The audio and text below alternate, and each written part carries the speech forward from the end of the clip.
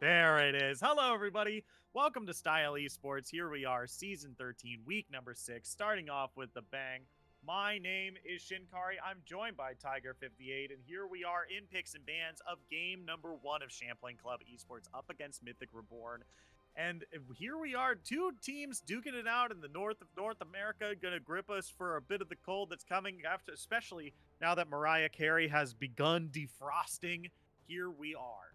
Game number 1, Sejuani's first pick for Champlain, Lucian Nami, going to be the answer for Mythic Reborn. Shinkari, you know that's not allowed until after Thanksgiving, right? Yeah, Those are the she's rules. begun defrosting. All right. Hopefully everyone is not defrosting their turkeys too soon either, but we seeing some spicy picks coming in already. The Lucian Nami definitely telling me that we're going to have a lot of action in this bottom lane. Yeah, I mean this is one of the most aggressive bot lanes that you can draft right now. Nami receiving a bit of a nerf. This bot lane receiving a bit of a nerf now that, Electrocute doesn't work exactly the way that it used to, so won't be able to proc off of that Tide Caller's Blessing for Nami. Needs to be a little bit more active in her procking of that ability, but a lot of players have just been like, nah, it's fine, we'll just go Aerie. So, Champlain Club Esports here answers with the Jinx and the Nautilus. Yeah, some pretty heavy pick engage here available for Champlain. I think that they're going to do well with that. Having a reset champ like Jinx, you always want to be able to get on towards that first kill. So having the setup with the Nautilus, with the Sejuani, I'm looking forward to some picks in the later stages of the game. Mythic Reborn are going to have to be pretty careful. Yeah, for sure. Is now Kayn being locked in for Mythic Reborn here. I actually like this pick a whole lot. I've been kind of warming up to the pick. I'm still a little shaky just because how weak it is to counter jungling, but I do like it into the Sejuani because Sejuani doesn't really counter jungle that much. Like she has some solid early levels to try to 1v1 the Kayn, but her clear just, in my opinion, I don't think her clear is as strong as Kayn's is early. So Kayn just being able to turn into Red Kayn and then, or turn into Rost rather, and really just life steal off of these big tanks. Love the pick there. So we're getting into second phase of bans here as we see a Vladimir taken away. That might be more of a targeted ban to Champlain Club here from Mythic Reborn. What do you think of the first picks that we got so far? Well, I think that the Sejuani being in the jungle is something that maybe Champlain decide, yeah, Kayn is going to do pretty decently into a Sejuani jungle, so we'll just kick it up to the top lane, pick a counter pick in the jungle role, and then play it out from there. They've got a lot of room for an aggressive jungler. They could definitely go with something like a Graves or a Kindred, as well as just like a Xin Zhao or a Jarvan that's pretty decent in the early game, can invade. If they think that they need to push this Kayn around, then that's the direction I'd hope they'd go.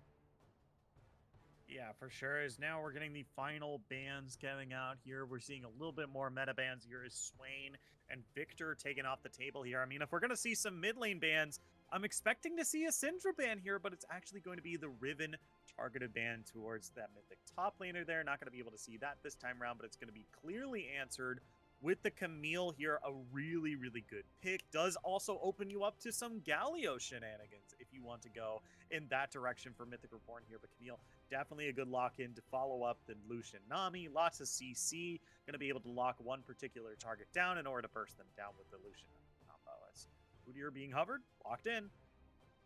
Well, we'll have to see whether it's going to be the Udyr jungle with the Sejuani top, or if it's going to be Udyr top, Sejuani jungle. But gonna have to blind pick the mid here, and going with the Vex. That's pretty thematic with the pick comp. They're definitely in a situation where they just want to get that first kill, and as soon as they get that, then having that Vex and Jinx, they can just take over the fight. So Champlain Club Esports definitely with a strong identity here in this team comp. Yeah, as we finally see just kind of this Kayn pick just keeps getting better and better. And I'm liking this Anivia lock in as well. A lot of big tanks don't like walking into Kane, don't like walking into a Nivea Blizzard here. So with the Udyr lock-in, even though we've seen him, be on this kind of edge along with in the same kind of tier as Shen, where they're like on the edge of being a juggernaut versus a full tank, and you can kind of go either way with both, and no one would bat an eye, right? But walking into to Rost, walking into a Nivea, this is a real tough time for a lot of these big beefy members of Champlain right now. Yeah, I like the Anivia last pick. Definitely going to be a menace in team fights, but it'll be interesting to see how Mythic Reborn want to approach said team fights because they don't have a whole lot of a front line. They've got a Camille and a Kane that want to get into melee range, but aren't necessarily the best at engaging. So I think that Mythic Reborn are going to be in a situation where they're going to need to put map pressure down to force Champlain Club Esports to engage onto them, and then they can get these team fights where, as you were saying, Anivia loves to be in close quarters with some enemy frontliners, going to be able to do a lot of work with the Leandries. Lucian Nami going to be able to control some areas as well, and that's what Mythic Reborn are really looking to get themselves doing. Yeah, and I mostly agree with you that like there is no true tank that can press a go button, right? Camille is kind of like your best go button here, and other than that, like you have Nami tidal wave, but I honestly don't think it's too bad of a problem, just because Nami is more likely to build a Shirelia's battle song, and because of that, you just have the like Shirelia's battle song does compete with Imperial Mandate for Nami, but I feel like there's enough damage on the team that is not explicitly necessary that you build the Imperial Mandate. So just picking up the Shirelia's battle song, moving your enemy team into the other if you need to engage is going to be a lot more useful for the team here. And I think the other point is Mythic Reborn doesn't really need to press the go button either. Look at the enemy team. Like they've got a Vex, they've got a Nautilus, they've got a Sejuani. If there's anyone who's going to be pressing the go button, it seems like it's Champlain. Yeah, absolutely agree with that. But that means that they get to pick which fights they want to go towards. If ever they can find a spot where they can get a numbers advantage in a match, then they're always going to be the ones that can force that. And that makes it more difficult for Mythic to put themselves in good situations, because if ever they make a mistake, then it's just that much easier to capitalize on it for Champlain Club Esports here. But I think that throughout this early stages of the game, I want to watch what goes down in the bot lane, in the top lane. There's some potential on each of the side lanes here for Mythic Reborn to get some advantages, and if they can get ahead early, then that's where they're really going to shine. Mm-hmm. Yeah, like this is really going to see how they can scale up into the later game here, because I feel like the longer this game goes on, even though Lucian doesn't really have as bad scaling as he used to, it's just not even close to Jinx, right? If she starts snowballing, then this is going to be a hyper carry that's not truly going to be able to be answered, especially with the team that's really able to protect her fairly well, right? We have Udyr being able to be the big beefy first in the front with Sejuani and Nautilus to kind of block a lot of the CC. Nautilus having a lot of good reactionary buttons to press, and also Vex, who can, very quickly throw out fears that maybe you're not expecting. And there's a lot of mobility for Mythic Reborn too, so Vex is going to be able to stack up her fear rather quickly. I'm gonna have to watch throughout some of these team fights if it's going to be the case that Champlain go towards just spending all of their CC in the engage. They definitely have the ability to do so, or if they're going to save some of it to try to peel for Garrett Myerson here on the Jinx, and make sure that their big carries don't get taken out before they can deal all the damage that they're looking for. Yeah, for sure. I mean, it is going to be, because once again, I think this is going to be, or not once again. Yeah, it really does come down to that, right? Like, if you have a lot of CC options, it now depends on how you use them, because blowing them all at the beginning, even though they might be able to find one kill, unless it is on the most important member of their team, they still will be able to rally and turn it around whilst those cooldowns are coming back up. So that's going to be something to keep our eyes on as we get into the game. But taking a look at these two teams, is there one particular team comp that you like over another? Is there a team that you're favoring going into this game one? Well, I definitely think that the draft of Champlain puts them in a better position here because even if they get behind, they've got some opportunities to fight back. And if they get ahead, then they become pretty oppressive with their ability to just get the first kill of the fight and then turn it into an entire team fight ace. So Right. I think that they've got a pretty strong draft here. But I am a big fan of the Anivia last pick here from Mythic Reborn, so we'll have to see if they can use that to get themselves an advantage. Yeah, I think if anything, the thing that bothers me most about Champlain Club is that they really only have one huge damage source, and that's Jinx. Vex will be able to deal damage, but I don't think she does as much in comparison to a lot of other in comparison to a lot of other mages as well, right? Like she's good at taking longer fights. But I feel like if Jinx is taken down early, which could be done considering with the Hextech ultimatum and a lot of the other CC, a longer range CC that they have, especially with Nami tidal wave as well. It's going to be easy or at least relatively easily to single out the Jinx and might be able to burst her down as well. So we're going to have to be taking a look at how Champlain Club is going to be able to play the reactive game if Mythic Esports is able to find Jinx in a lot of these fights as well. So we'll be taking just a quick break, and when we come back, we're going to be on the rift of game number 1 of Champlain Club Esports versus Mythic Reborn. Don't go anywhere. We'll be right back after this.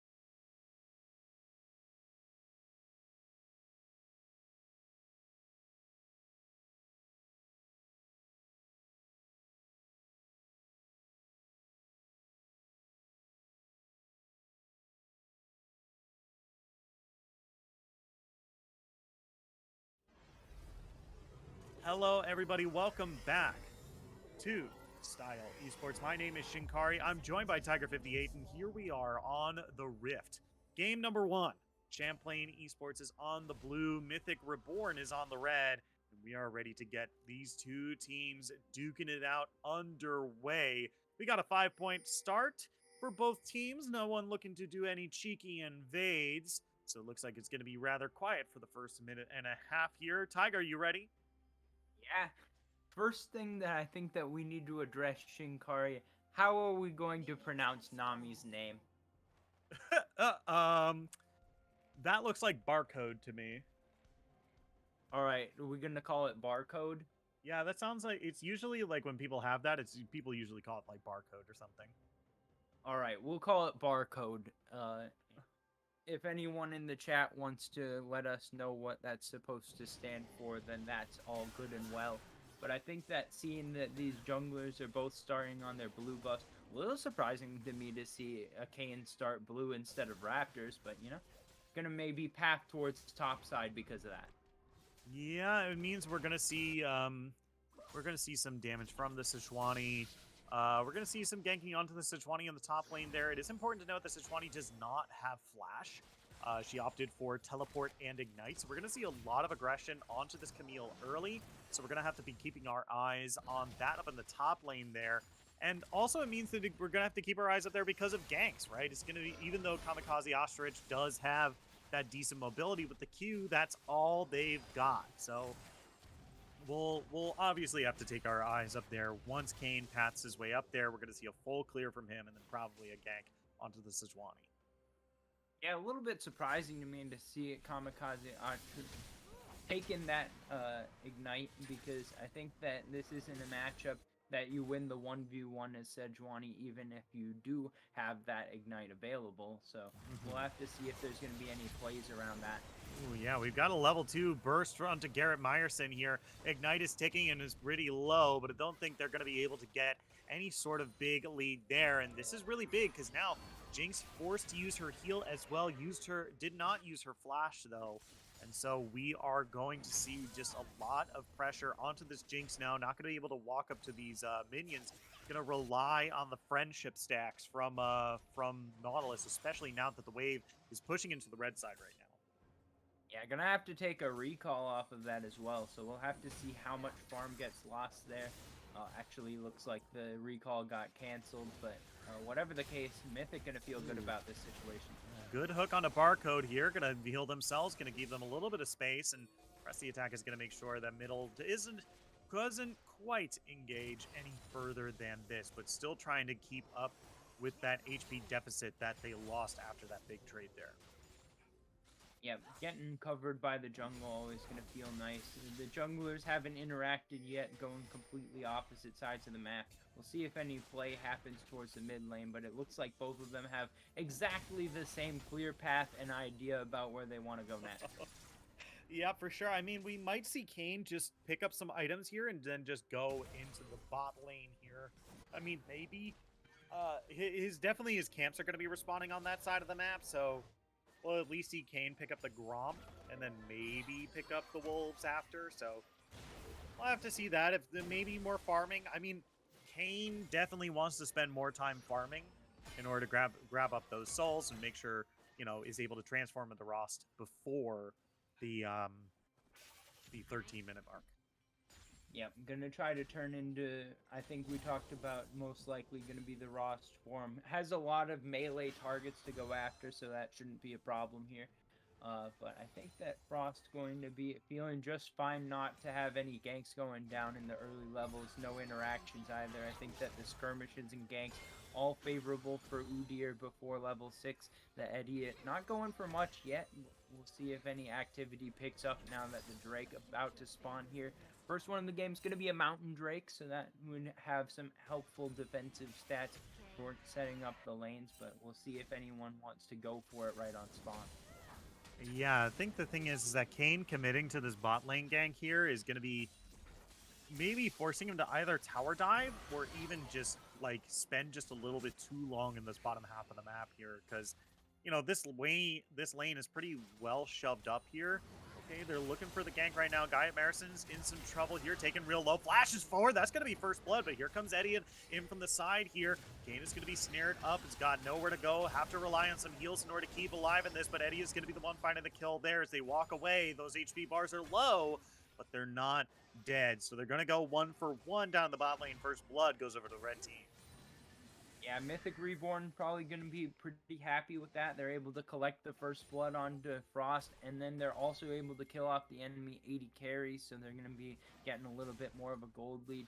The big victor on the blue side for Champlain is going to be Idiot's Udyr with that 1 kill going down. We'll see if a regank about to come out here as well. Yeah, it looks like Pico is already on to the Udyr just a little earlier. Middle is taking real low here, but they're going to have to look for something important here if they want to find that kill onto the Jinx there. Lolo, meanwhile, up in the top lane. Fighting Kamikaze Ostrich, but here comes Frost in from the side. That's going to be a Hextech Ultimatum. Answered by a Glacial Prison. Real well-timed there. They're still going to be in some trouble there. Flash forward, gets the backflip, but they're going to have to look for a little bit more here. Spent the flash, spent the ultimate, but still not able to find the kill on the Sejuani just yet. Yeah, Pico actually outplaying that gank, looking for another kill now.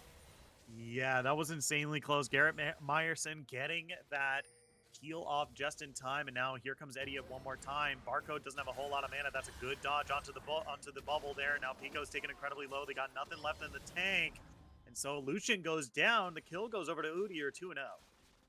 Yeah, the Idiot now starting to feel pretty powerful here on the Udyr and getting another good gank towards the bot lane. The bot lane seems to be the target of a lot of this action recently.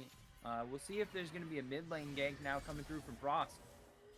Yeah, they're looking for Pico here, going to be able to land the slow. Don't have that ultimate just yet, but that's taken real low, and WCAT is going to be able to find the kill there.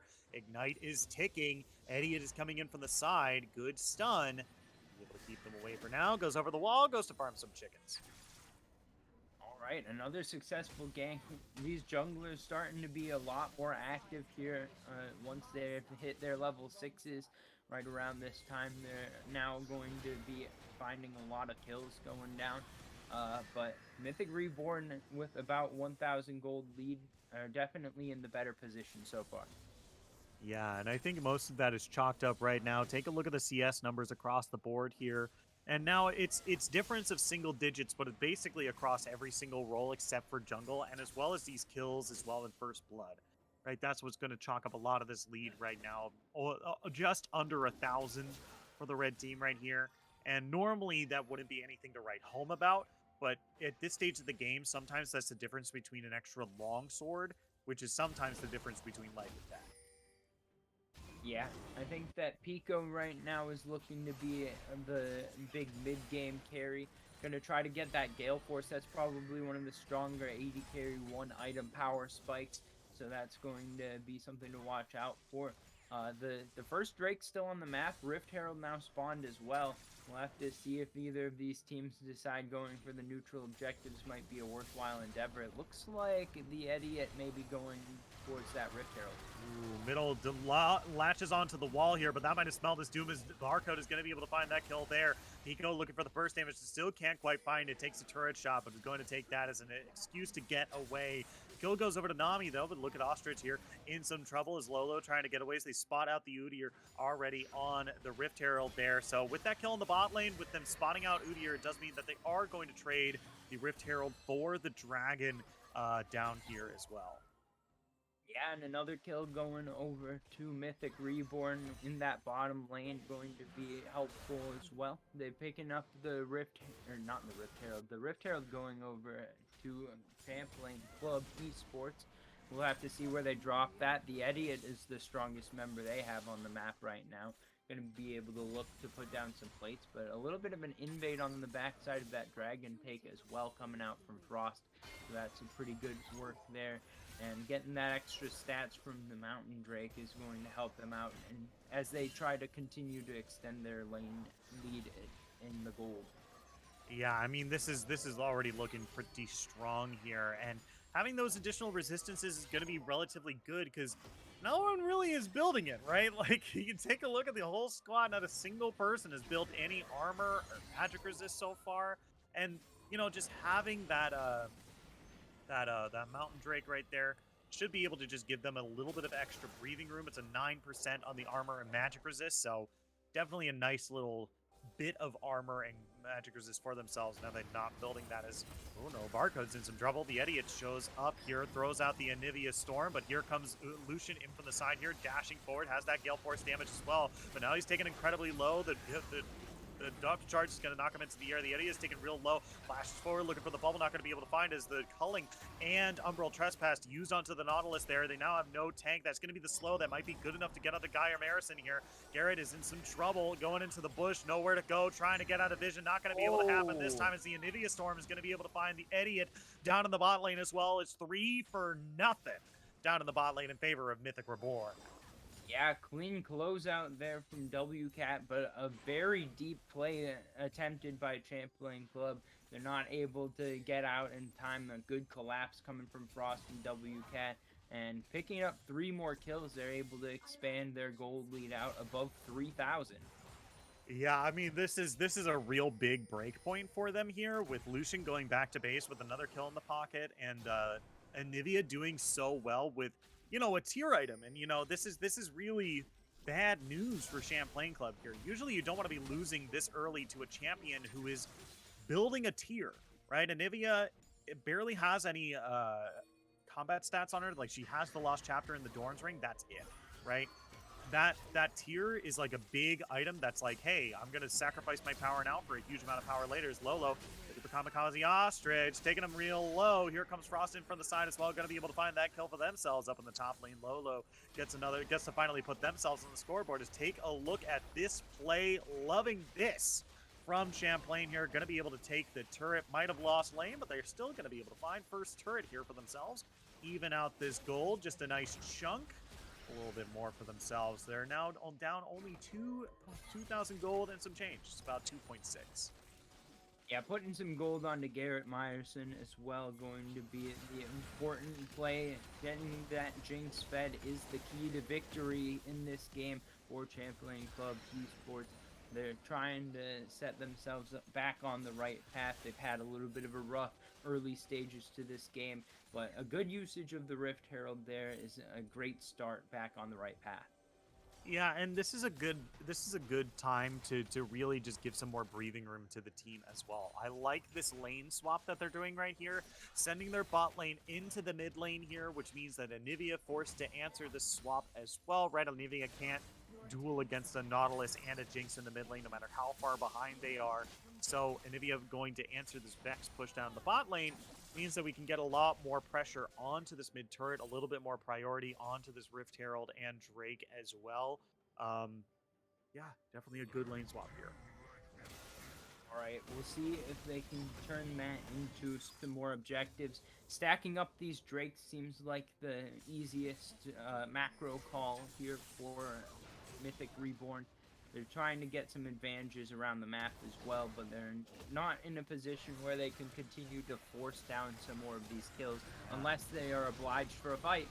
Yeah, I mean, they don't have the depth charge available to them, and Frost has become Rost recently. There's the Umbral Trespass here, going to heal up a whole lot here. That's going to be the end of that ability here, as he's already doing so much damage and living through this so much. The Idiot is now in some trouble. They might actually be able to find something. Here comes Lolo from the side. Super Mega Death Rocket goes wide. They're going to be able to find one at the end of that and continue the killing spree for Lucian here for MTC Pico, as the rest of the team having to back away here. This does give prio to this Drake that's spawning in 10 seconds. Yeah, it seems like an unnecessary fight to take there if you are Champlain Club Esports. They went in trying to set up a kill onto Frost, but Kane is just so hard to kill. It's a little bit strange to me that they went for it, ended up giving up a kill. Probably going to lose the Drake on the back end of it, but we'll see if they can recover from it quickly. They did only give over 1 kill there. It could have been a lot worse. Yeah, for sure. I mean, the big thing for me was that Matil used depth charge so early on. Like, when we panned back to Lucian, like, Glacial Augment had procced, and I was like, what is going on? Oh, Nautilus just randomly used depth charge there. Now Lolo in some trouble here. Going to grappling hook all the way over here. Idiot's going to have to commit to a turret dive here if he wants more, but look at this. The whole team is up here. only Biko lol is down in the bot lane here. Lolo's got nowhere to go. We got a teleport coming in from Anivia here. They're looking to fight. That's going to be Hextech Ultimatum here. Nautilus is trapped underneath the turret. The wall is going to be getting them as well. What a good answer to the dive. Now Biko's in some trouble. Flashing forward by Frost. Looking for a little bit more. Does not have that Umbral Trespass up just yet, but he doesn't need it. Mythic Frost. Uh-oh, maybe tanked a little too many turret shots. I'm going to have to heal off these minions. Okay, there he is. Alrighty. Gore drink off the minions, gonna be all right there. But yeah, the top lane play seems pretty bad to look at when you can get a 4-for-1, 4v1, and you're not able to come out on top of that. Now the jungle's being stolen away as well. Everything's turning out wrong for the moment if you are a Champlain Club Esports fan. But for the time being, they're able to at least survive. And they've just got to scale up a little while longer and get themselves in position where their picks can finally come through. Yeah, for sure. I mean, if anything is true about Champlain Esports' team is that they scale a lot better, in my opinion. Rost is eventually going to fall off, right? Then people are going to be building Grievous Wounds as well. So, like, especially with three Ignites on the enemy team here, like, it's going to be really hard for Frost to be that much more effective later with how much Grievous Wounds they're able to apply relatively easily.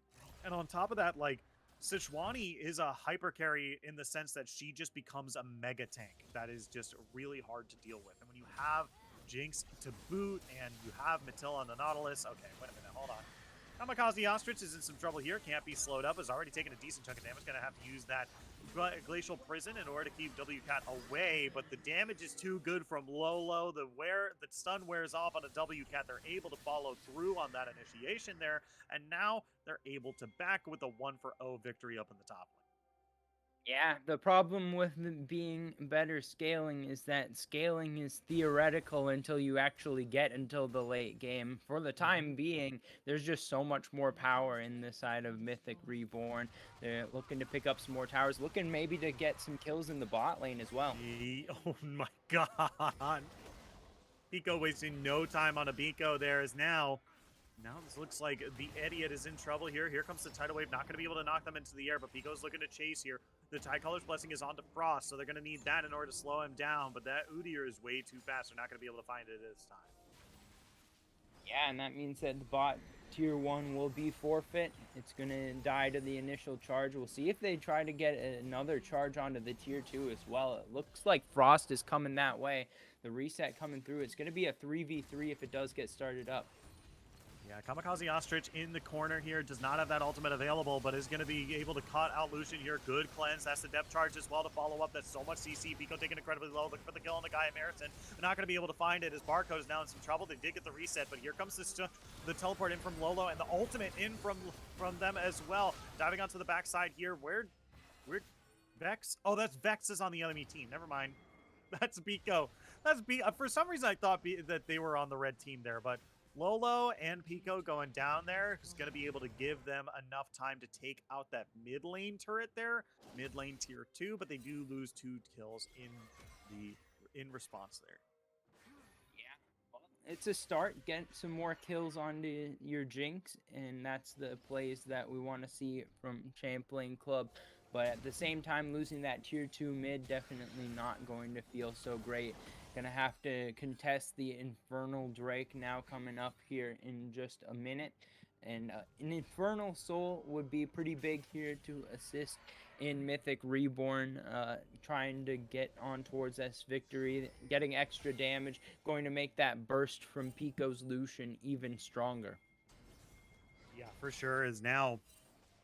This is going to be pretty hard to deal with here. The LDR, like you said, going to make that burst from Pico a whole lot more powerful, especially onto these tanks that are stacking armor, especially the Sejuani, the Nautilus as well, the Udyr even, who's, not really stacking armor, but definitely has some defenses to him. Idiot. Looking for WCAT here, forced to flash over his own wall. Glacial Prison comes across, but not going to be able to find a Super Mega Death Rocket as well. Not going to be able to find this Anivia up in the top lane as we start the first Infernal Drake down on this bottom half of the map. Yeah, I guess that we're just seeing Champlain Club giving up on that Drake, understanding that they don't have the power levels right now to contest it. They're going to have to contest the next one, though, because Infernal Soul just going to be too much power on the siege. So, going to at least get the flash out of W cap for the time being. We'll see if they can punish that.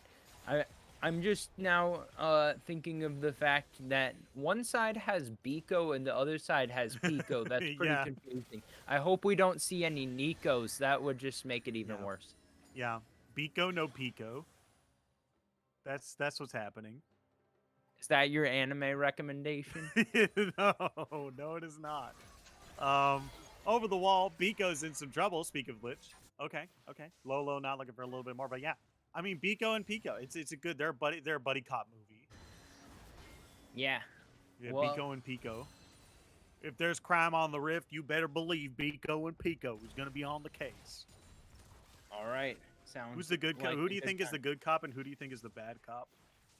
I think that Biko is the good cop and Pico's the bad cop. If we have seen anything this game, the 5-2 evolution. Yeah, as over the wall, Lolo looking for Biko down in the bottom lane here. Might be able to find some. Holy moly! X-Tech ultimatum to boot. Gets the fear underneath the turret. Might be able to turn this into a 1-for-1 if the turret shots are good enough, but not going to be able to find it this time. It's 1-for-1. 1-for-nothing down to the bot lane here, which means they have a number advantage if they want to try this Baron. Well, I don't think that they're going to go for it just yet. No teleport available from Lolo, so that would be a 4v4.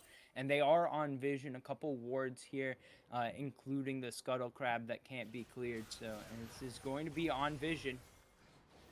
Yeah, for sure. They know what's happening. Good hook onto Pico there. He's going to be... Oh, that is onto Barcode there. They're going to be able to find that damage there, but look at Pico still rather healthy here. Going to be able to find some good CC there. Auto cleanse, trying to kite away from the Udi here, but they're going to be able to take him down. Wcat and Frost are the only members left. Huge heal. Might be able to turn this around. Look at that AoE damage. Frost! Can Frost find more? Idiot is trying to run for their lives here, but Frost is trying to catch up. Lolo comes in from the backside here. Matil has to use the anchor in order to get onto some terrain in order to escape. But they might have found Biko here. Tosses out the fear, doesn't land, but gonna be zoned away from testing out the Nautilus here. So, at the end of the day, it is a 2-for-3 in favor of Mythic, but they're scared off the Baron. Well, I think that they got the gold associated with taking the Baron anyways. Now up over 8,000 gold. Mythic Reborn having a pretty good time of it this first game. Going to be able to look further towards some more tier 2 towers. The last one remaining in the top lane, I think they could just take without Baron. But I think that what they really want here is to set up for the Infernal Soul in 2 minutes. Yeah, for sure. Is that's what is going to be more important here. I think the Infernal Soul is going to be more key to ending this game, especially just because it's going to give them a little bit more damage onto this this Baron as well. So that's where we're going to be taking our eyes to. That's where we're going to be casting our eyes as we look at the next minute and a half here. I'm expecting a lot of just kind of shoving out waves to pressure away from the Baron, from the dragon here, and warding up as much as possible as well. So we're going to see some fights for vision, some shoving out of lanes. Let's keep our eyes open. Yeah, so for the time being, we have to keep an eye on what's going on from Champlain Club's perspective. They're the team that needs to find a pick going up into these objectives, because I don't think that they can ever win the 5v5. Maybe looking to sneak a Baron here, but they're on vision. Yeah, they're on vision, but I don't think Mythic is really in an area, in a position to truly answer this. They're getting a decent chunk of damage and immediately peel away after Nivea and Nami show up, so this is a real good choice. Look at where Lolo is as well. Spent that teleport in order to get to this top side here. So, gonna scare him off the Baron here, but once again, 30 seconds. Dragon is coming up. Not a whole lot of vision for either team around the pit. They do get the teleport off of Lolo. I think that they were hoping that there wasn't actually any wards in the pit, but once they saw it, they made the decision to peel off because they didn't have enough DPS to take it on the vision. But they do kill it pretty quickly with the Jinx, almost on 3 items. Now look for a pick. Yeah, Biko gonna be knocked into the air so many times, taken incredibly low. Lolo on the backside here is going to be able to find that first kill, and Pico is doing so much as well. Natil tries to get away, but not going to be able to do it this time as, oh man, not even the Blast Cone can save you from Hextech Ultimatum. And the Idiot underneath the turret here, just kiting them away, trying to kill them with the turret damage. Not going to happen. There's the ace for Mythic, as now they're able to slam on these inhibitor turrets and maybe look to get a little, and maybe if they have a wave, look for a little bit more into these Nexus turrets, perhaps. Looks like they're going to start it up regardless. They're going to teleport to save the minion. This is so big brain of a play. They're going to be able to take out the Nexus towers, and it's going to be 5v2 for the Nexus. Yeah, these HP bars are pretty low, though. Good Anivia Wall is going to keep them away. Oh, really well timed there. GG's game number 1 goes over to Mythic Reborn. Yeah, Mythic Reborn definitely commanding the control of that game from the early stages. They're able to come out on top, get the victory, and they look pretty strong going into game 2 as well. I think that it's going to require a more answer to the enemy team comp type of change to the draft than just trying to make some slight tweaks here if we're going to see Champlain Club Esports get back into this series. Yeah, I mean, this was really well played by Mythic Reborn. I think across the map, they had some really solid plays all around. They utilized the aggression that they had early to the best of their abilities, and then the second that Anivia just spiked with their big solid items, it was really tough to really bounce back, especially when a lot of your frontline was stacking armor, right? Like we even see Anivia there just forewent the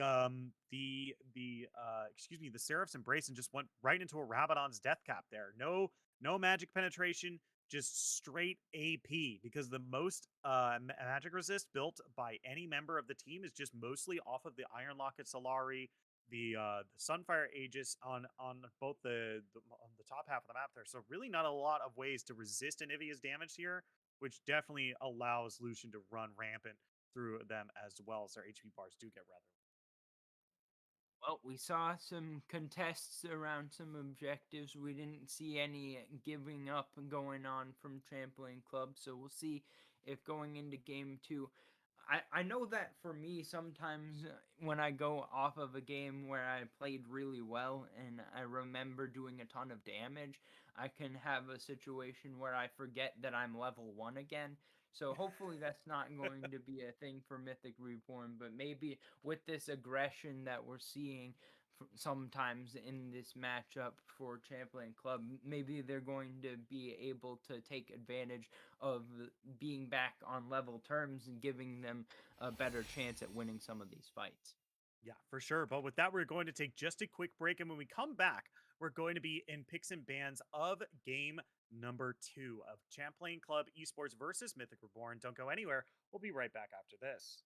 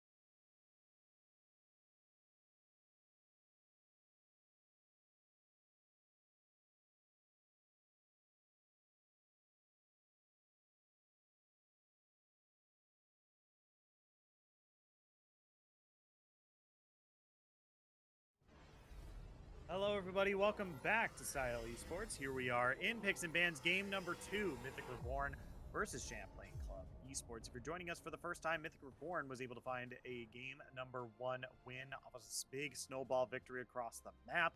Hard to answer a lot of the victories in many different lanes here from Champlain Club Esports here. As moving into game number 2, they've got a bit of a chip on their shoulders here. Tiger, what do you think they need to do starting with the draft in order to turn this game around, maybe bring us to a game 3? Well, they definitely had a very pick-themed comp last time. Maybe this time around they would do better to have more champions that have some disengage, because one of the problems that I saw them running into last game is that they put themselves in situations where they needed to go forward into the fight, but they were just too far behind to be able to get out. So if they feel like they're going to be in a position where they're going to need to stall out some games so that they can get on towards that late game, then they would want to have some more disengage available to them. Alternatively, they could go towards something that's more aggressive in the early game, which is what we're kind of seeing here with the Trundle. And if they can follow that up with some more stuff where they can look to get kills early on and get themselves a lead, then that could be a way that they want to change how this game looks. Yeah, for sure. And I think they're already starting off this draft pretty well, right? Like, Trundle is very good at punishing folks for getting in too deep, and Victor is good at that as well with the gravity well. Has been filling a lot of the same slot as as the Oriana has in the past. So this is a really good spot for them right here, and I like what Mythic Reborn is drafting right here. A lot of very powerful picks being dropped up here. A rather flexible one with the Maokai, but Kindred being locked in. That's pretty good here. That's a whole lot of damage that Mythic Reborn have kind of drafted here in this first half. It does mean that Maokai not going to be in the jungle here. We're going to see Kindred being able to pick that up here, as Maokai still able to flex top lane and support as well. And Ezreal is going to be the final pick here for Champlain Club Esports as we get into round 2 of bans. Yeah, using the flexibility of the Maokai here is really nice, because the Trundle definitely going to be very strong into Maokai in the early stages of the matchup. Pretty strong into most champions, but Kindred with the range advantage should be able to kite out a Trundle in any sort of situation where they end up in a 1v1.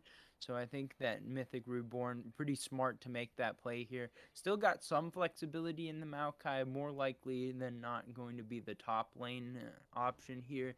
So it'll be interesting to see what they want to go into the Ezreal. Yeah, for sure. I mean, Ezreal is a rather safe laner here. It's just interesting to me that Champlain Club Esports here was the one to ban away the Yuumi when they wanted to lock in the Ezreal. Now, I think that's mostly because they didn't have the first pick, and Yuumi is just an insane champion right now that you just can't let it go first pick here. So taking some more enchanters off the board as well is also interesting, because I feel like a lot of those enchanters are very good into the Ezreal here. But, you know, I could see like Champlain Club picking up maybe a Braum, right? Another reactive champion to deal with the engage that Mythic Reborn have kind of were playing in the previous game. The way, if that's how they want to play, then, you know, maybe we can get a counter pick with that Braum in the end, towards the end there. But now we have the Twitch and the Sejuani and the Ornn, maybe. It's the final bans for both teams here. The Twitch is a little interesting. That might be more targeted, as it was on the fringes of play with regards to the hyper carry bot lane meta from around Worlds. Yeah, a little bit interesting to see a Twitch ban when Yuumi's already off the table. I'm expecting either you're going to get a Karma Ezreal lane for Champlain, or else it's going to be a champ that can roam for them. Something maybe like a Blitzcrank, potentially. But that's a champion that we've been seeing more recently anyways. But I think that what they want to do here is be able to put some more aggression forward. So if they do go towards something that's a little bit interesting. Maybe going to be the Ashe support here. Yeah, I think this is exactly what this is so good here. I love this curveball that Champlain Esports have kind of put together here. Ashe Ezreal is a very heavy poke lane that should be able to do rather well against whatever it is Mythic Reborn is going to draft here. You know, the only problem is, you know, they're going to be weak to like heavy engages here, right? But, you know, that's no different from any sort of normal support as well. It's just going to be interesting to see how Mythic Reborn are going to adapt to this. I do, however, love the Ashe pick here. Enchanted Crystal Arrow is an insane utility tool, and Volley is such an annoying poke tool early. And now Champlain have only their top laner left to lock in here. They did have the counter pick, I think. They do have the counter pick, and so I think just the last thing to lock in here is going to be their top laner. Yeah, unless it's something weird like sending Ezreal top and having the Ashe be the bot laner, but I don't expect that.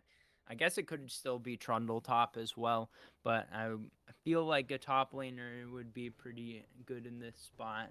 They've got some more room for frontline. Oh, maybe it is the Trundle top lane, actually. Going to be the Zac lock-in. Going to be bringing a lot of gank potential here, and that's probably a nice little shift to match into the Kindred. Yeah, for sure. I mean, I love Zac, and I love what Champlain Club once again showing us that they love to play comps where they are the ones picking when they initiate, right?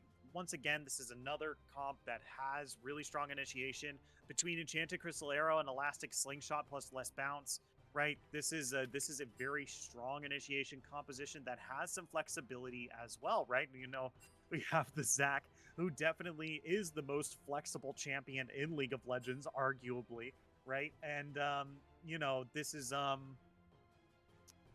also, they have a lot of disengaged tools as well, right? Ashe Volley, Enchanted Crystal Arrow as well. They have the Gravity Well, and they have Trundle to kind of punish people who get too close. The same thing with Zac as well. So, you know, I love this kind of composition that they've had, and Champlain Club is like, hey, this is what we like to play. Let's continue to lock it in. But on the other side, Mythic Reborn have locked in some curveballs of their own here. Rel is not a champion we've seen in the meta pretty much ever recently, not even a lot of folks playing it in solo queue either.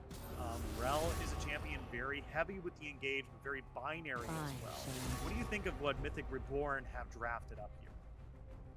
I think that Rel is the right type of champion, but not the right champion necessarily. I think that in a situation where the only other frontliner is going to be Maokai, I would have rather seen something. If you want to go with an engage heavy thing, then probably Leona is what I would have gone with. But I would even love a Braum here for Mythic Reborn instead of the Rel, because you got a lot of ways to stack up the Braum passive. So I'm not particularly high on the Rel, but I do think that they've drafted a comp that has a lot of similarities to what they were successful in last game. They don't have a huge amount of engage, though they do have more than they did last time. But their big feature is their single target damage. They do a ton of that. So if ever Champlain Club Esports is overextending, then they're going to get punished pretty hard. Yeah, not to mention that with this kind of comp that likes to dive in pretty quickly here, we should take a note that, you know, this is a this composition will have to deal with Lamb's respite here, right? We're seeing Frost on another champion that's relatively weak to counter jungling.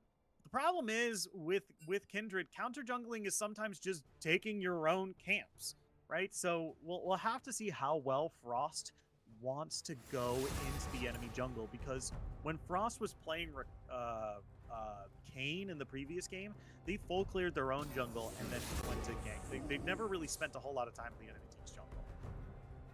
Yeah, definitely going to need some more invading power on the Kindred. That kind of makes me like the Ashe pickup a little more, because that means that Champlain will be able to contest the bot lane. Should probably be able to get the push there. The mid lane, they're probably going to be a little behind, because Syndra's just good at pushing out waves, especially early on. Top lane, I think that there's push for Champlain as well, though, so we'll have to see if there's going to be a drought of stacks for this Kindred that's being played by Frost. But I think that if they play like they played last game, Mythic Reborn should have no problem getting to a point where invading is an inevitability. Yeah, for sure. I mean, this is going to be something to take a look at for sure. Is Mythic Reborn? I don't know.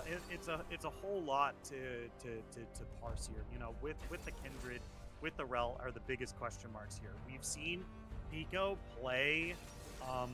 I would say that Lucian and Tristana are relatively similar. They're both high mobility.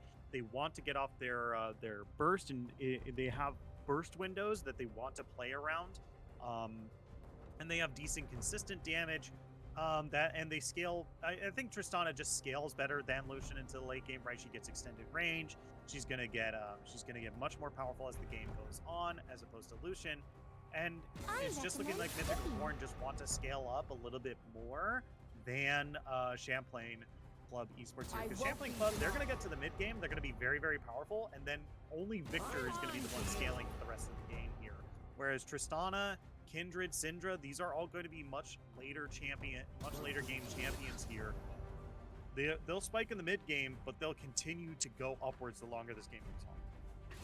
Yeah, so with that in mind, I'm expecting to see the Idiot gank more now on the Zac than we saw on the Udyr. I was hoping for some ganks earlier on in last game, but they didn't come through. But hopefully now playing the Zac is going to be enough of a push to start seeing these ganks come out towards the top side, towards the bottom side, whatever they need to go for. I think that they're going to have some opportunity there, but if they let that opportunity pass them by, like you're saying, the scaling, infinite scaling on Kindred, Tristana gets big scaling with the passive, getting the extra range. Syndra wants to get to that 120 splinters mark, and once all those things come through, then Mythic Reborn are going to be a pretty menacing comp. Yeah, and not to mention that like there's just so many mini games to be played for Mythic Reborn here between the Syndra and the Kindred. So once again, splinters, the souls that Kindred is going to collect as well. This is going to be a game where Champlain Club really needs to pay attention to these breakpoints and start to keep their eyes open and not, especially not with the Kindred and the Syndra, not give kills away too early. Now I get now, you know, that it's more of trying to say like LOL don't die. I'm not trying to say that. I'm just trying to say be careful, you know, don't play not to lose and just never go for kills ever, but just be careful with your aggression early and not give stacks away to the enemy team. One interesting note that I have here is that when you're up against a champ that is encouraged to invade as heavily as a Kindred, then having that Ashe means that you can use the hawk shot to figure out when you're being invaded. So I'm gonna have my eyes on Mintel to see if the hawk shots actually get used to help get the vision on Frost's Kindred. Because if you can find that your jungle is being invaded, then that's where you can go collapse on it and cause a fight that's got a numbers advantage for you. That's what I want to see here, as well as just getting some early aggression with the ganks on. Yeah, this is going to be definitely a game to keep our eyes on for sure. A lot of interesting picks here. I mean, once again, I'm excited to see how this bot lane is going to play out. I'm excited to see how Matil and Garrett Meyerson are going to be playing out this bot lane here. Really, really cool to see the Ashe support one more time after a real long hiatus with the Ashe there. Imperial Mandate. Honestly, I love Imperial Mandate Ashe, and I think it's been fun ever since Imperial Mandate was released. And I think it was really interesting as well. So it's gonna be a lot of fun to watch that bot lane for sure. All right, well, we'll see if it's going to be the comeback here in game number 2 for Champlain Club Esports or Mythic Reborn. But I think that both of these teams are set up to shake up the play style just a little bit, but have some similar themes to what they seem to have as team identities. So I'm looking forward to this game number 2. Yeah, for sure. And with that, we're going to take just a quick break. And when we come back, we're going to be on the rift of game number 2. Mythic Reborn versus Champlain Club Esports. Don't go anywhere. We'll be right back after this.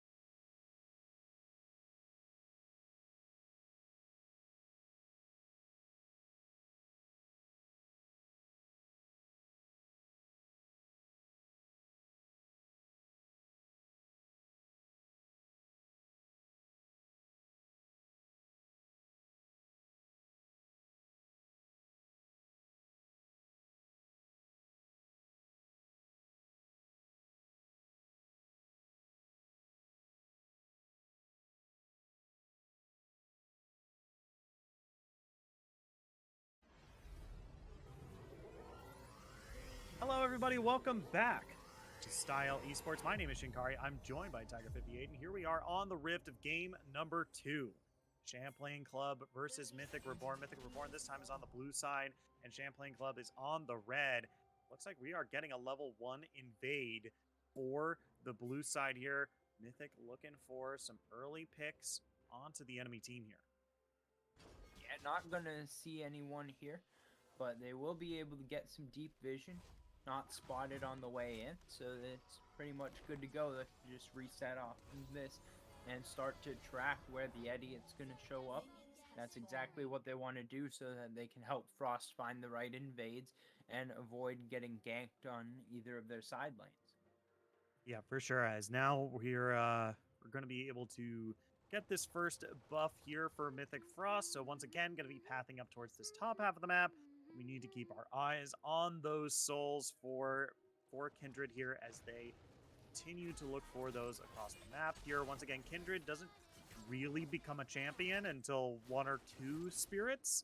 And then 3, she becomes strong. And then everything past that, she just gets much more powerful. So, once again, keeping our eyes on this Kindred here in the early game.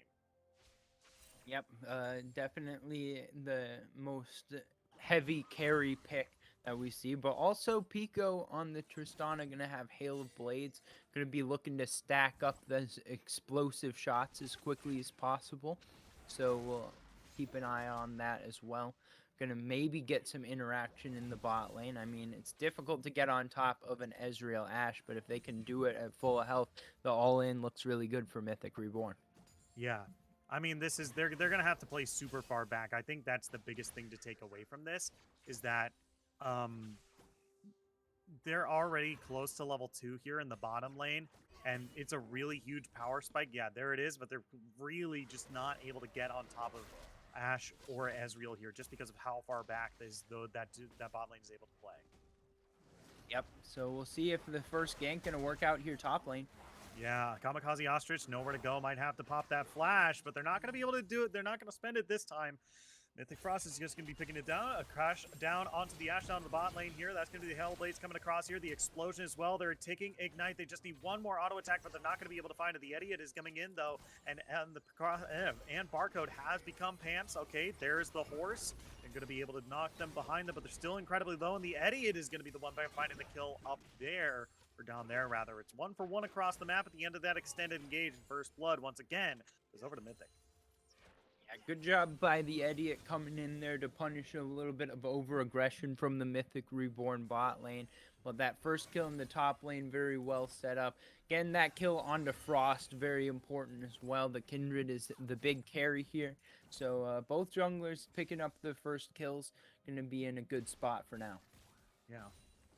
I thought for sure when I saw the Kindred lock in, we were going to see more tanky members, like maybe one more for their team than just do double marksman, but now, okay, Lola might be in some trouble here. Kamikaze Ostrich does do a significant amount of damage on this Trundle here, so they're not going to be able to find that kill up there, but still, yeah, I mean, Trundle is going to be playing this lane similar to a Tryndamere. He's going to wait for you to go out of mana, and then he's going to start wailing on you. There's nothing you can do about it. Yeah, I think that when you're going up against a tree, usually an axe is the most favored Correct. of weapons, but definitely against a dead tree, which is what Maokai appears to be. I think that I've definitely seen a lot of clubs, hammers, all bludgeoning type weapons, pretty effective in that realm. So that makes a lot of sense that Kamikaze Ostrich wanting to play that Trundle into Maokai matchup thematically, and also Trundle's just good into Maokai. Yeah, and I think really the skin is going to give them the edge here because that it's a bit of a bladed club. You can kind of see there, right? It's got with the ice. It's got a bit of a blade on it. See, let's take a look at it. Yeah. So boom. Yeah, there's your slicing damage in order to get on top of the blade, on top of the tree here is diving forward. A whole lot of damage. There's the chomp. And they use the twisted advance to get on top of them. That might have been a mistake there. But here comes Frost up from the jungle here. Flashes forward, looking for more from Ostrich here, but to force out the flash from them here. Really important because the mark is on Trundle right now. Yeah, I wasn't able to see if the sapling actually was able to connect, but I think that if the flash was too early from Frost to allow the sapling to connect on the flash follow, then maybe that flash could have been held and the slow goes down. Maybe it forces out the flash anyways from Kamikaze Ostrich without having to burn Frost Zone. So Yeah. maybe a little bit of a slight optimization that could have happened there. But all in all, I think it's a reasonable play. Another chance to re-gank that top lane as well is something that we can watch out for. Yeah. And now we see Garrett Meyerson and Matil here getting onto the Gromp, which does have a kindred mark on it, and denying that away from them here. As it's really important that they were doing that because this wave has been frozen on the blue side for so long and is now stacked up a whole lot. But take a look at this. Zach is coming in from the tri-brush here. Is going to be able to elastic slingshot if he's looking for it, but not going to be able to get it there. Is up in the top lane. Kamikaze Ostrich actually takes some damage. Taken pretty low here. Kamikaze Ostrich might be able to turn it around, but again, the gank in the bot lane not exactly successful. There's going to be the Nature's Grass coming across here. Going to take him pretty low, but that's going to be the ultimate from Trundle coming across here. Keeping alive for just a little bit longer. Going to be able to walk him out of this lane. Lolo not going to be able to find the damage that they're looking for in order to finish off the Troll King. Yeah, still pretty good from Lolo, though, to be winning those trades. Going to be able to push that wave in as well into the tower. So that's going to be a nice advantage. Ooh, good flash from WCat there, but now is in some trouble. Going to be pulled back in, looking for the scout of the week to kill Biko there, but not enough. Biko's going to come out from this A-OK, and now cementing them elite Champlain College. Champlain Club Esports is now going to shove in this wave mid lane and get some little bit of priority for themselves. Yeah, WCat trying to find the solo kill on Biko, but goes back into a CC chain, and that's not what you want to see. The force of will almost was enough to finish the job, but Biko going to come out on top of that play. The Idiot actually now 2-0-0 on the Zac, going to be looking to continue this aggression, but the Drake traded over now, so the Mountain Drake early on once again going to be helping Mythic Reborn get some of these resistances. Yeah, and they have a little bit more champions here that are actually going to be building resistances rather early on, so this is going to pay dividends just a little bit sooner than they'd like, and not just being a consolation prize almost. Right, so this is a good position for them to be in, especially with this Maokai going to be looking to build that. Looks like they're going for a bunch of half items here, but still really good for helping them survive this early game, especially up in the top lane where Maokai can't 100% duel with Trundle, but it does mean that Trundle does get more resistances when he uses that ultimate.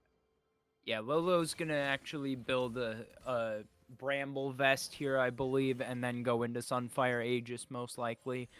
Just to deal with the Trundle in lane, you kind of need some more of that armor, so that makes a lot of sense to me as what we're going to see here. But we'll see if Frost keeps ganking this top side. It looks like that the play pattern that Mythic Reborn are going towards. Yeah, is now Kamikaze Ostrich in some trouble now, but that's going to be Frost having to put down the Lamb's Respite here, but they're going to have to throw down the damage as much as they can on the Kamikaze Ostrich, but he is healed up, and now Lolo in some trouble now, forced to flash over the wall. The rest of the team can't follow, and so it's going to be 1-for-0 up in the top lane as Frost once again can't quite kill the Ostrich. Yeah, and Rift Herald's going to be taken as well, so that's going to yield some plates, some gold, headed the direction of Champlain Club Esports. Oh, that's a pretty deep trade. Ooh. Wow, Lolo. Yeah, Lolo looking real good up in that top lane there, and it's honestly surprising to me that's where we've seen the most amount of action.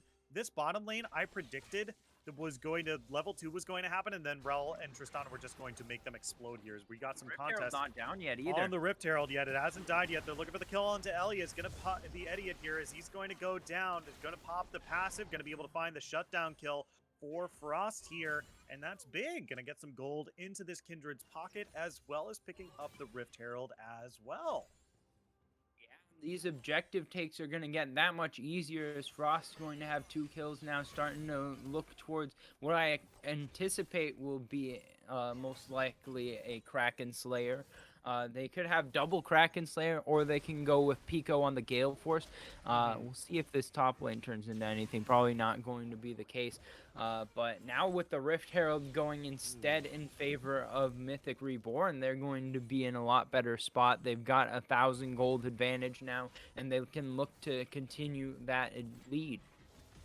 Yeah, for sure. I mean, you put the nail on the head. I think we are going to see a double Kraken Slayer this time around, just because of how good Kraken Slayer is with Hail of Blades, especially for a Tristana as well, who does want to just hit that 3 auto attack mark and then just continue that damage there. So just putting extra bonus damage onto that 3rd hit is going to be really important for Pico's burst window here with that Hail of Blades. Yeah, a lot of burstable targets as well. We're getting a river fight, though, for Frost. Yeah, Frost is in some trouble here, forced to flash away, but the Chaos Storm is still chasing them here. Gonna have to use as much of their mobility as they can, but they still can't quite get away. They still can't quite catch them here, so Kindred's gonna be able to get away from this A-OK and head back into the jungle, most likely, heal up and then back. Kamikaze Ostrich onto Lolo up in the top lane here, doing a decent chunk of damage, but Lolo still able to stay on top here. We need to keep our eyes on it, because Lolo doing pretty well up here, but that's one I feel like they're one subjugate away from just melting. Yeah, I mean, it's really hard to tell when there's going to be kills going on in the top lane because they just keep whacking each other. It's just so much to look at, but not a lot of kills come in that direction without the junglers. Now Mitto might be caught. Ooh, yeah, Matil taking that ultimate there as they're still looking for more here. Can't quite find the Ashe this time, so they're going to be forced to back away here. Throwing out a ultimate from WCat here. I do actually want to take a quick check. WCat should at least baseline now have 40 stacks. Let's take a look. 56. The amount of stacks that WCat has right now. So we're going to see the next breakpoint and about 4 more Splinters of Wrath here for the Syndra here. Does have those 2 stacks of Qs, so that is a good... This is actually the best time for Syndra to press her lane advantage here. But with a reset mid and with Kindred nowhere to be seen, it looks like this is going to be the Cloud Drake started up here. Yeah, I'm not so sure that there's a mid lane advantage for WCat right now. Biko feeling pretty strong, got that 1-item power spike. Looks like it's going to be the Drake take here, no problem. Going to even up the count, and we're going to get either one of the best souls or the worst soul. Oh, it's Ocean. It's Ocean. Unlucky for anyone who is hoping to see a damaging soul this game. Yeah, but Ocean Soul is still insane. Right, you get like a burst of heal every time you damage an enemy champion, and then you have out of combat healing as well. Like, it's insane. As now, Matil might actually be in some trouble here. Frost and Pico coming down here. That's going to be the crash down. Magnet Storm is huge. Here comes that burst damage we were looking for Pico here. They're going to be able to find that kill there, as they're not able to get away there. Garrett Meyerson is going to use their exhaust and their arcane shift in order to get away, but here comes the Rift Herald as well. Zach is in the vicinity as well, as though I don't think they're going to make a big play just yet, although pings are coming down. No teleport from Biko, but we'll have one from Kamikaze Ostrich. See how they play this one out. Yeah, we'll see if they can take this tower, but the Eddie is going to be able to clear slingshot over the wall, pulls Barcode I don't think back there's in anything here. Yeah. They're just going to back it off for now. I think that it's just occurred to me, Shinkari, that this might be the last game that we see of Rel before the mid-scope update. There's that subjugate you were talking about. Yeah, Lolo's looking real low here. As here comes the Nature's Grasp to answer as well. Going to root them up, throw out a Q before they re-enter. They do have that Sunfire Grasp, so this is a really, really tough fight to do, as Lolo's going to be able to one pick up the kill there. 5-3 now. WCat re-enters the mid lane. Yeah, Lolo's starting to win this 1v1 pretty heavily. Not what I was expecting to see from a Maokai into Trundle, and now we're going to get even more fighting. Trouble here. Goes gold in. That's going to be the Chaos Storm coming across on a WCat as well. Enchanted Crystal Arrow comes across. Might be able to turn this around. They're taking a whole lot of damage. Mythic Frost is going to be able to find that off the back of that red buff. Be able to give them some DOT to help secure the kill. And now they're making their way up towards this Rift Herald, but it hasn't spawned just yet. So I think it's just going to be making their way towards the chickens here, perhaps.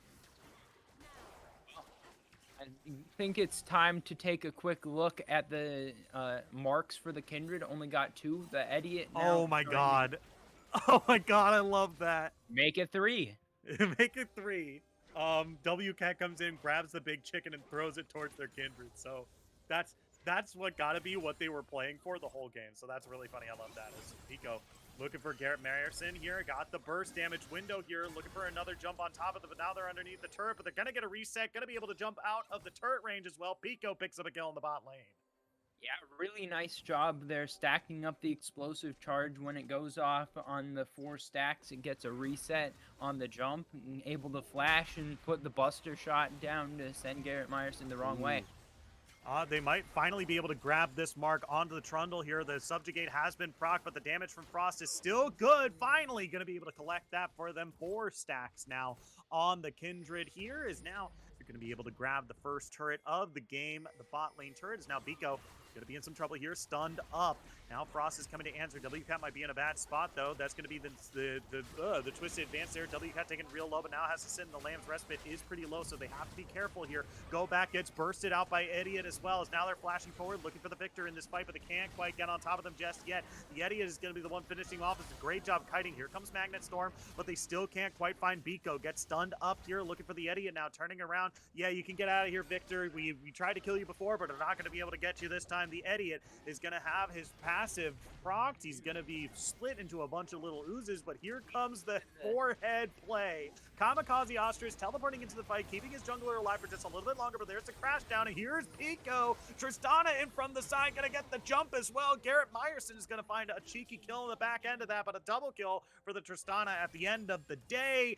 Going to come out on top. Pico coming out huge at the end of this fight. You can teleport to save the Zac blobs, but then you have to deal with the fight once you get there. Oh, a long-range arrow. Oh, real good instant cleanse from Pico. Yeah, Pico now 4-0-0 on the Tristana as well, going to be pretty fed. And Lolo doing a lot of work in the top lane on the Maokai as well, 3-0-5. Mythic Reborn just have some very strong champions on the map right now, and I don't think that it's going to get much better unless there's a bunch of picks that go the way of Champlain Club Esports. Yeah, I mean, the gold lead is looking pretty advantageous. 4.8 thousand in the lead is the blue team right now, which is a pretty sizable lead at this stage of the game here. It's nothing you can't come back from, but it's still relatively good here. And, you know, a lot of it is chalked up to a lot of these kills that they've been able to get here. 3-0-5 on the Maokai, 4-2 on the Kindred, 4-0 on the Tristana, like you said. This is a game that is looking really, really bloody for the red team here, as they died 11 times already. And now, we might see another fight in a moment here. I don't know how this is going to be contested. Ooh, yeah, there's the Magnet Storm coming down to the Victor here. That's going to be the main target here is Kindred on the backside here. Going to be bursted down before she can even get that Lamb's Respite there. Did not have that ultimate available, as now they're looking for a little bit more Pico, trying to keep outside these ranges as much as possible. Matil trying to keep Pico inside as much to do damage and keep them at least pressured in this fight. That's going to be Ezreal stunned up. The rest of the team looking to collapse here, but that's going to be the exhaust coming down. They still can't quite find the damage. So incredibly close, and at the tail end of the exhaust, going to be able to find the kill onto the Ezreal here, but they're still looking for Matil. They're still looking for the Ashe, and I don't think they're going to be able to find them, but they will be able to secure this blue buff away from them and march their way down to the first Ocean Drake and give themselves that buff early on. As look at Pico wasting no time slamming these turrets. Yeah, Mythic doing a really good job in this game of getting objectives on the back of their big team fights. They were able to set that one up around the Drake. And what really struck me in that fight was the fact that with 2 big carries, with Frost and Pico, it's so difficult to lock both of them down. At the beginning of the fight, Champlain Club Esports able to get that first kill onto Frost. But after that, just no one can get into range of Pico. Matil is the only person who was even remotely in the vicinity. And on only half an item, not able to do any damage whatsoever. Pico just allowed to free fire, able to pick up 2 more kills, put down the mid-tier 1, and take the Drake. Yeah, and this is another big swing for Mythic here, because now they're up 6,500 at this stage, right? Like that's a much larger lead than they were at before, right? We're starting to get to the point where we're to the halfway point of a gold lead that is we're past that now, past the halfway point of a gold lead that is insurmountable, right? 10,000 is usually the number that I like to say is like, okay, well, both teams played hard, but 10,000, that's a gold lead that is insanely hard to come back from, right? It's a comedy of errors that allows you to get back into the game at a 10,000 gold difference here. So, this is going to be a time where Champlain really has to mostly press their luck and look for individual plays where they can, but this is not what they're looking for here. They're going to be pulled in for the Magnet Storm here. Kamikaze Ostrich is going to be taken really low, forced to flash out. That's going to be Nature's Grass coming across here. They might be able to re-engage here because Lolo's taking real low. Garrett Meyerson looking for a little bit more, doing some decent chunks of damage. Going to stand inside the Lamb's Respite. We get a teleport in from the Syndra from the side.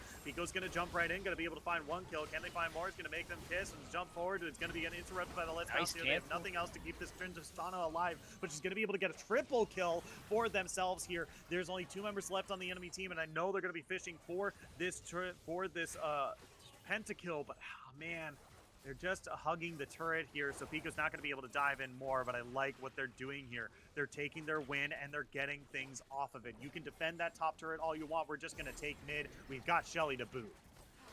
Yeah, should be able to get 2 charges here at the very least. Not even going to take the damage from this first charge, so they can get it right on in towards that inhib, but the respawns are starting to come through. Yeah, that's Enchanted Crystal Arrow, and Lolo is going to be stunned by the Gravity Well as well. So they're really only going to get the charge onto that inhibitor turret there, which is still not anything to sneeze at here. So that's still a significant chunk of damage. Even though this inhibitor turret heals, it's not at a significant enough pace that damage is going to be relatively permanent. Yeah, and the healing cuts off at a third of the health of the tower. So since that got 2/3 of the health off of the inhib tower, it won't go higher again than 1/3 of its health remaining.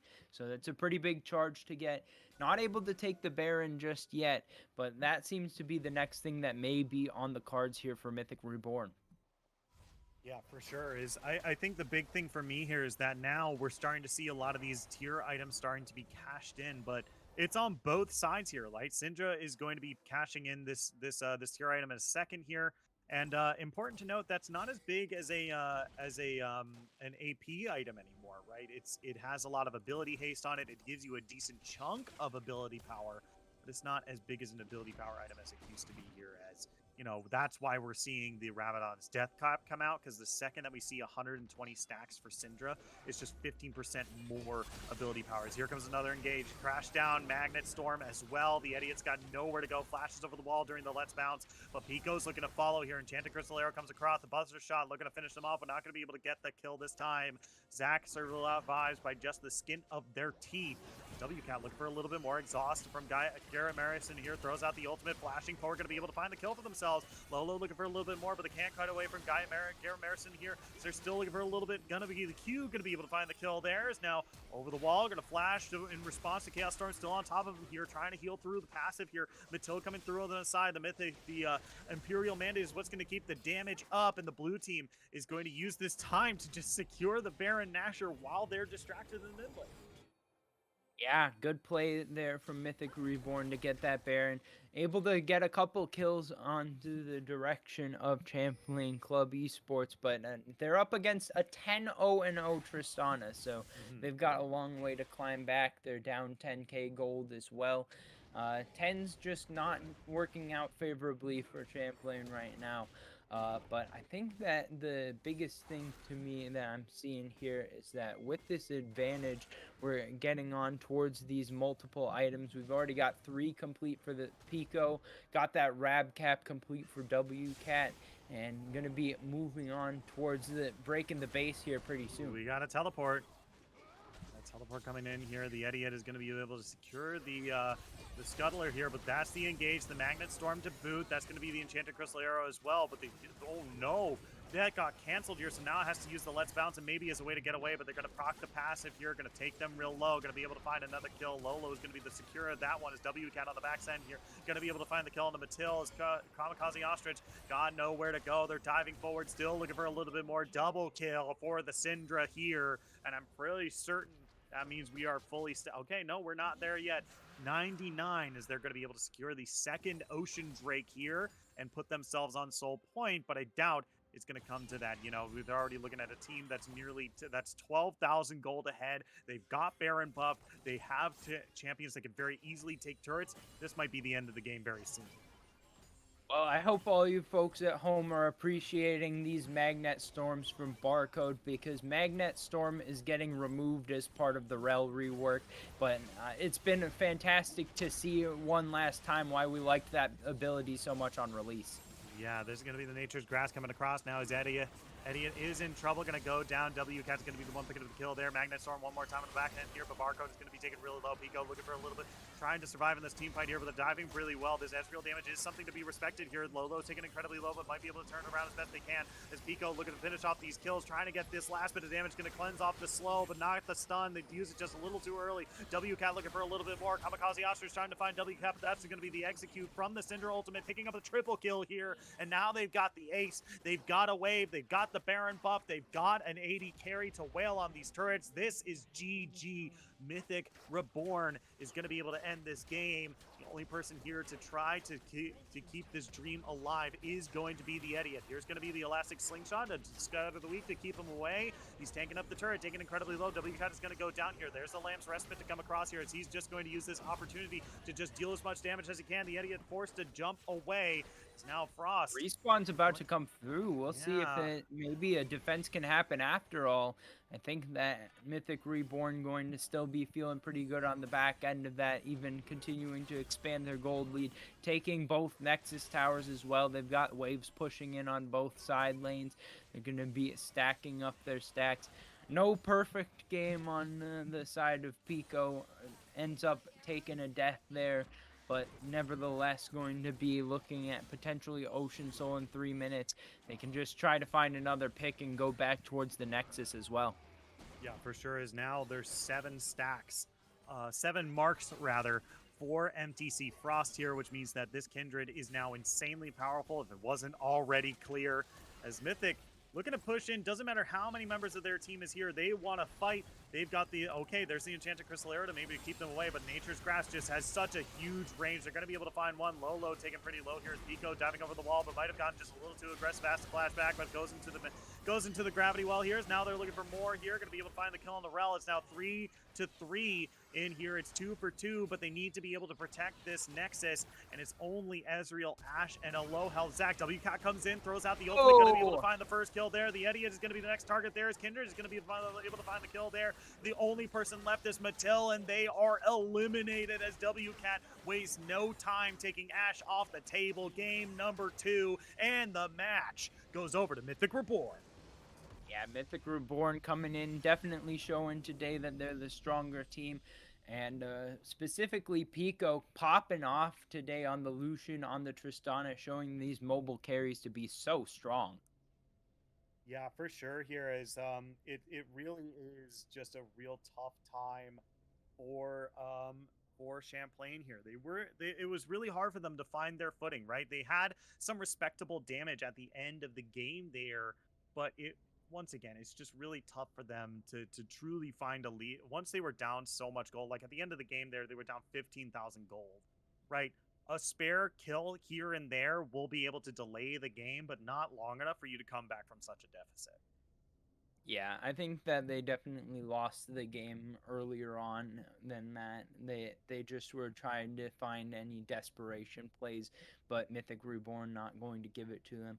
I do think, though, that they came out and had some shining moments. The early games were a lot closer than the late games demonstrated, so I think that that's some positives that can be taken away here by Champlain Club, but Mythic Reborn with a lot more positives to take away. Yeah, for sure. I mean, I think they play a little too aggressive when they're ahead, and they get punished real hard for it, so they need to keep their eyes open for when they play against better teams. You know, better teams are not going to let them get away with, you know, some of the things that we saw towards the end of the game there, you know. And so that's something to keep our eyes on as well. But I think that does it from us here. Thank you all so much for tuning into tonight's stream from Style Esports. If you haven't already, press that follow button. We have League of Legends action for you to watch nearly every single day of varying skills as well. And if you want to see, if you're feeling generous, press that subscribe button as well. But from everyone here at the entire live broadcast crew, Tiger58, my co-caster for this evening, thank you all so much for tuning in, and we'll see you at the next match. Bye-bye.